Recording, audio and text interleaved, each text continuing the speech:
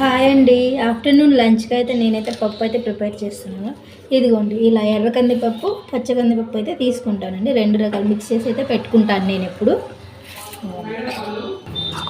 ఈ కప్తో నేను హాఫ్ కప్ అయితే నేను పప్పు అయితే వేసుకుంటాను కుక్కర్.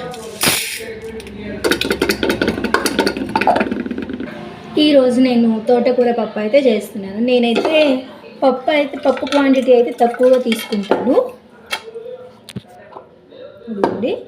నేను ఆకుకూర క్వాంటిటీ ఎక్కువ తీసుకుంటాను. నేను ఎప్పుడు పప్పు చేసిన ఆకుకూర లేకుండా అయితే పప్పు చేయనండి, అస్సలు చేయను. ఇది వేస్తున్నాను. కడిగి అయితే ముందే కట్ చేసి కడిగి అయితే పెట్టేసుకున్నాను.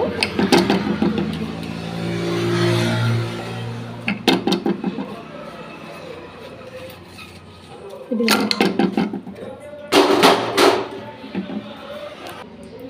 ఈ పప్పులోకి నేను ఒక 8 మిర్చి అయితే తీసుకున్నాను. నేనైతే ఇదిగోండి ఇలా తుంపు అయితే వేస్తాను.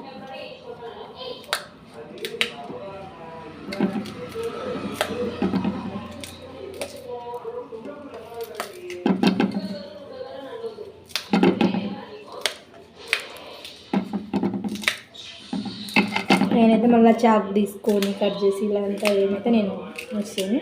నేను డైరెక్ట్గా ఇలా అయితే చేసేస్తాను. ఇదిగోండి ఈ పప్పులోకి అయితే 2 టమాటోస్ అయితే కడిగి అయితే తీసుకున్నాను.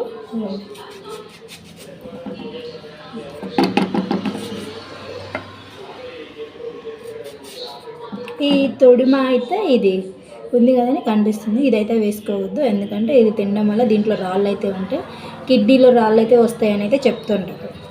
అందుకని నేను మీకు సజెస్ట్ చేస్తున్నాను.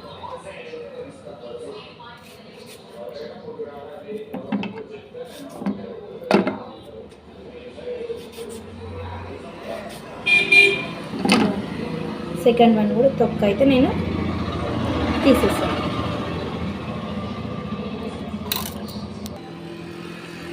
నేను 2 టమాటాలు తీసుకున్నాను కదండి. 2 టమాటాలు తీసుకున్నా, కొంచెం చింతపండు అయితే నేను ఎప్పుడైనా యాడ్ చేసుకుంటాను పప్పులోకి. ఆ తర్వాత కారం అంటే మిర్చి తీసుకున్న కారం కూడా నేను కొంచెం అయితే యాడ్ చేస్తాను. ఆ కారం వేస్తేనే ఆ టేస్ట్ అనేది బాగుంటుంది నాకైతే. మీకు కూడా అలాగేనా అండి? ఇదిగోండి. నెక్స్ట్ అయితే పసుపు అయితే యాడ్ చేస్తాను. కారం, పసుపు, చింతపండు అయితే యాడ్ చేసేసాను. పచ్చిమిర్చి, టమాటో, తోటకూర, కందిపప్పు, ఎసురు కూడా ముందే పోసేసానండి. ఇదిగోండి ఇలా అయితే ఉందండి. పప్పు ఎప్పుడైనా టేస్ట్ రావాలంటే మనం తీసుకునే కందిపప్పు కంటే డబల్ ఉండేలాగా మనం ఆకుకూర అనేది తీసుకోవాలి. అప్పుడు అలా తీసుకుంటేనే మనకైతే పప్పు చాలా టేస్టీగా వస్తుంది.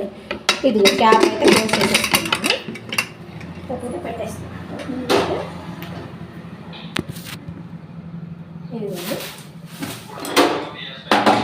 గ్యాస్ అయితే ఆన్ చేస్తున్నాను. హైలో అయితే పెట్టేస్తున్నాను, ఎందుకంటే మా పాపకైతే లంచ్ ఈరోజు పంపించలేదు, మార్నింగ్ లేట్ అయిందని. ఇప్పుడైతే పంపించాలి, స్కూల్ అయితే దగ్గరే ఉంది. సో అందుకని నేనైతే హైలోనే పెట్టేసుకున్నాను మంట. ఈ పప్పు అయితే ఉడికి విజిల్స్ వచ్చేలోపు నేనైతే రైస్ అయితే కడిగి పెట్టేసుకుంటాను. ఇదిగోండి రైస్ అయితే కడిగి పెట్టేసాను. ఒక 5 మినిట్స్ నానిన తర్వాత అయితే నేను స్విచ్ అయితే వేస్తాను. అన్నం బియ్యం నాని అనుకో, అన్నం చాలా బాగా వస్తుంది. మన ఆడవాళ్ళం పనులు చేసి ఎంతో అలసిపోతూ ఉంటాం కదండి. సో నేనైతే ఈ బనానాతో అయితే నా ఎనర్జీని అయితే ఫుల్ఫిల్ చేసుకుంటూ ఉంటాను. అన్ని ఫ్రూట్స్లో కల్లా బనానాలోనే ఎక్కువ విటమిన్స్ అయితే ఉంటాయి. నేనైతే బనానా అయితేనే ప్రిఫర్ చేస్తాను ఎక్కువగా. మీరేం ప్రిఫర్ చేస్తారో కామెంట్లో కూడా కామెంట్ చేయొచ్చు.